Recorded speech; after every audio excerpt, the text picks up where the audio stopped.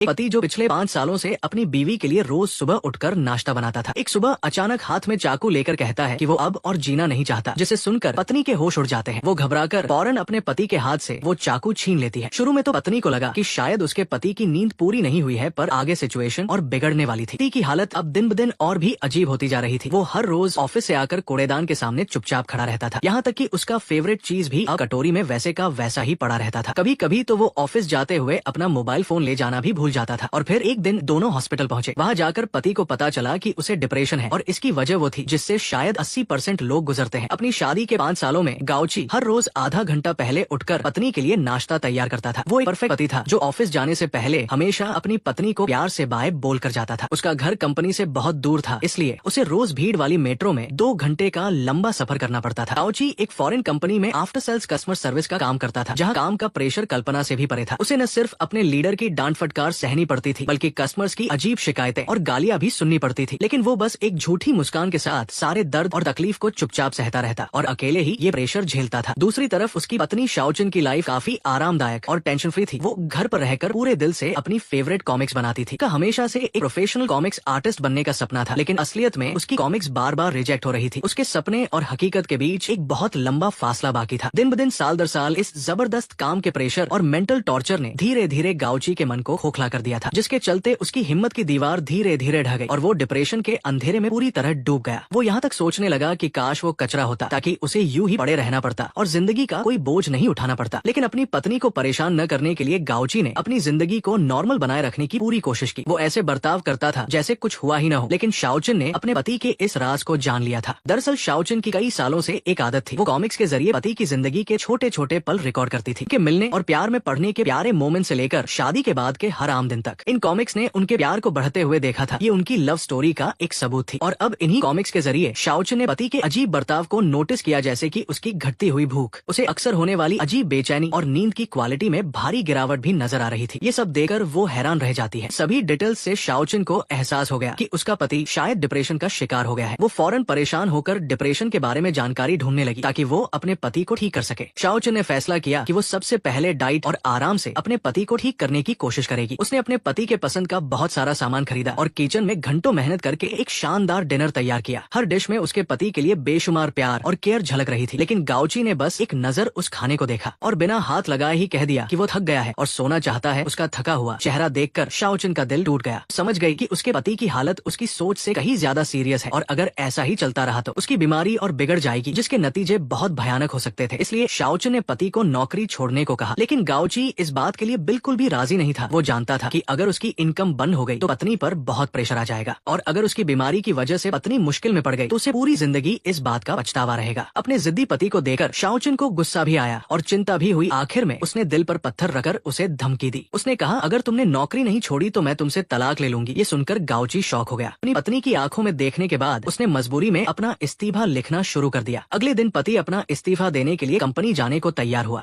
और शाओचिन, जिसे सुबह जल्दी उठना पसंद नहीं था, इस बार जल्दी उठी और पति के साथ जाने के लिए तैयार हो गई। दोनों एक साथ मेट्रो में चढ़े, लेकिन अंदर घुसते ही भयानक भीड़ ने उन्हें चारों तरफ से घेर लिया। लेकिन फिर जब उसे ख्याल आया कि उसका पति पिछले 5 सालों से रोज इसी तरह सफर करता है, तो उसकी आंखें भर आई। अपनी पत्नी को यूं इमोशनल देकर गाउची भी अपने आंसू नहीं रो पाया और फूट फूट कर रोने लगा। उसके आंसुओं में सालों का दर्द और थकान छुपी थी, और साथ ही एक सुकून था कि कोई तो है जो उसके दर्द को समझता है। और शाओचिन भी समझ सकती थी कि उसका पति इतने सालों तक ये सब क्यों सहता रहा। ये सब उसकी 5 साल पुरानी एक प्रॉमिस की वजह से था। कहानी फ्लैशबैक में जाती है जब हाई स्कूल के बाद शाओचिन अपने होम टाउन में एक जॉब कर रही थी। लेकिन क्योंकि उसे कॉमिक्स बनाना बहुत पसंद था, उसने अपने सपने को पूरा करने के लिए टोक्यो के एक पेंटिंग स्कूल में एडमिशन ले लिया। लेकिन हकीकत ने एक झटके में उसके सारे सपनों को चकनाचूर कर दिया। वहाँ मौजूद हर इंसान टैलेंटेड और आत्मविश्वास से भरा हुआ था। सबके सामने शाओचिन को लगता था कि वो कुछ भी नहीं है और बिल्कुल टैलेंटेड नहीं है। ये कहानी है शाओचिन और गाउची की एक परफेक्ट लव स्टोरी की। लेकिन उनकी ये कहानी एक ऐसे मोड़ पर थी जहाँ प्यार ही दुश्मन बन जाता है। गाउची के मोटिवेशन ने शाओचिन में एक नई जान फूंक दी थी और जल्द ही उसकी मेहनत रंग लाई जब एक मैगजीन ने उसे कॉमिक्स आर्टिस्ट के तौर पर लॉन्च कर दिया। लेकिन सिर्फ कॉमिक्स बनाने से घर चलाना बहुत मुश्किल था, इसलिए शादी के दिन गाउची ने एक वादा किया। उसने चिन से कहा कि तुम सिर्फ अपने सपनों पर फोकस करो, घर चलाने की जिम्मेदारी मेरी है। शुरुआत में गाउची की हालत में वाकई सुधार दिखने लगा था। वो अपनी पत्नी का बहुत ख्याल रखता और उसे हर तरह से सपोर्ट करता, पर डिप्रेशन एक ऐसा दानव था जो उसका पीछा छोड़ने को बिल्कुल तैयार नहीं था। जल्द ही गाउची की बीमारी फिर से उस पर हावी होने लगी। वो खुद को एकदम बेकार और सोसाइटी पर बोझ समझने लगा था। अब तो सब्जी में ज्यादा नमक डालने जैसी छोटी बात भी उसे इमोशनली तोड़ देती थी। वो घंटों तक खुद को कोसता और दर्द में रोता रहता था। उसके मन में ख्याल आता कि काश वो एक कीड़ा होता जिसे कुछ सोचना नहीं पड़ता।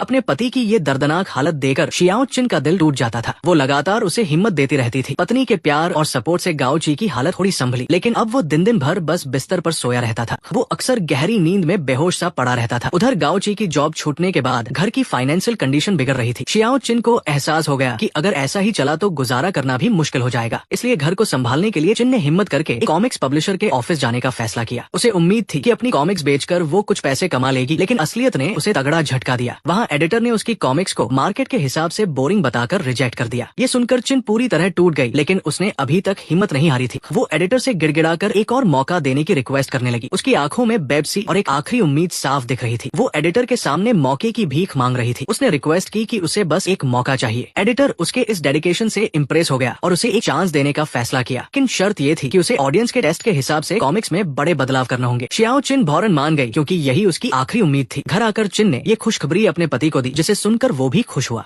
लेकिन उसे बुरा भी लगा कि पत्नी को घर के लिए इतना स्ट्रगल करना पड़ रहा है। कॉमिक्स चेक करते हुए गाओ ची ने देखा कि ऑथर के नाम की स्पेलिंग गलत लिखी है। उसने अपनी पत्नी को पब्लिशर को कॉल करके इसे ठीक करवाने को कहा, लेकिन शियाओ चिन उस वक्त डेडलाइन के प्रेशर में थी और उसने चिन कर अपने पति को जवाब दिया। उसने गुस्से में कहा कि ये कोई बड़ी बात नहीं है और वो इन छोटी चीजों के बारे में बाद में सोचेगी। उसने कहा कि अभी मेरे पास इन सब के लिए बिल्कुल टाइम नहीं है। ये कहकर शियाओ चिन वापस अपने काम में लग गई, पर पति के दिल पर ये बात किसी तीर की तरह चुभ गई। उसे लगा कि वो अपनी पत्नी की मदद तो दूर, अब उस पर एक बोझ बन गया है। बस यही वो पल था जब उसके सब्र का बांध पूरी तरह से टूट चुका था। वो सीधा बाथरूम में गया और बाथटब में बैठकर खुद पर ठंडा पानी डालने लगा। फिर उसने तौलिए से फंदा बनाया और अपनी इस दर्दनाक जिंदगी को खत्म करने की कोशिश की। लेकिन ठीक उसी वक्त शियाओ चिन को बाथरूम से कुछ अजीब महसूस हुआ और वो भागकर अंदर गई। उसने अपनी पूरी ताकत लगाकर अपने पति को उस खौफनाक कदम उठाने से बचा लिया। पत्नी की आंखों में चिंता देखकर गाओ ची का दिल पछतावे से भर गया। वहीं दूसरी तरफ शियाओ चिन भी अपने कहे शब्दों के लिए बहुत शर्मिंदा थी। इस शॉकिंग घटना के बाद दोनों ने अपनी अपनी गलतियों पर सोचना शुरू कर दिया। शियाओ चिन को अपने बुरे बर्ताव पर पछतावा हुआ कि उसने पति की फीलिंग्स का ध्यान नहीं रखा। वहीं गाओ ची भी समझ गया कि उसे अपनी पत्नी और इस घर के लिए डिप्रेशन से लड़ना ही होगा।